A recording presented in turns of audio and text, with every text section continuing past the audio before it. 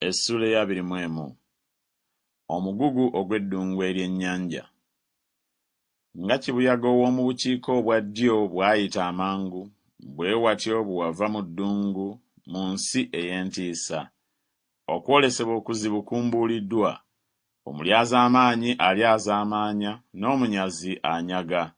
Yambuka ggwe Eramu, zingiza ggwe Obumeedi, okussa ebikkowe kwayo kwonna nkukomezza. Ekiwato kyange kyekivudde kijjula okubalagalwa, obulumi bunkutte ng'obulumi bw'omukazi alumwa okuzaala.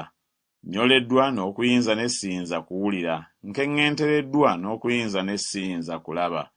Omutima gwange guwejjawejja, okwesisiwala kunkanze, ekiro kye nali neegomba kifuuse gye ndi kukankana.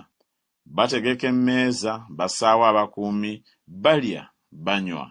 Mugolokoke mu abakulu, musiige amafuta ku ngabo, kubanga bw'atyo Mukama bw'aŋŋambye nti, genda osseewo omukuumi ategeeze ky'anaalaba. Era bw'alaba ng'ekitongole abeebagala embalaasi babiri nga bali wamu, ekibiina ky'endogoyi, ekibiina ky'eŋŋamira, awuliranga nnyo nga yeetegereza bulungi, n'akaaba ng'empologoma nti, Ayi Mukama, bulijjo emisana nnyimirira ku kigo awakuumirwa, era nkeesa obudde nga ndi mu ggalire. Era laba, wajja ekitongole ky'abantu abeebagala embalaasi babiri nga bali wamu. N'addamu n'ayogera nti, Babulooni kigudde, kigudde, n'ebifaananyi byonna ebyola eby'abakatonda baakyo bimenyese okutuuka ku ttaka.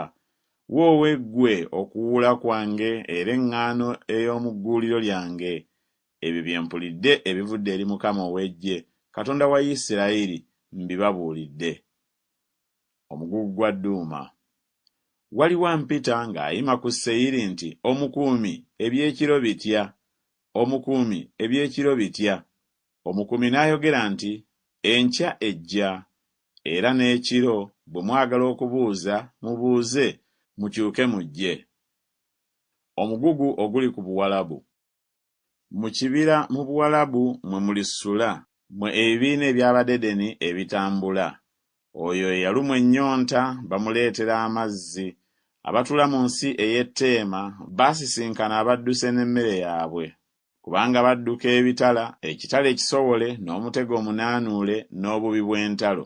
Kubanga bw'atyo Mukama bw'aŋŋambye nti, omwaka nga tegunnaggwaako, ng'emyaka egy'omusenze akolera empeera bwe gibeera, ekitiibwa kyonna ekya Kedali kiriggwaawo, n'abalifikawo ku muwendo gw'abalasi, abasajja ab'amaanyi ab'oku baana ba Kedali baliba batono, kubanga Mukama, Katonda wa Isirayiri akyogedde.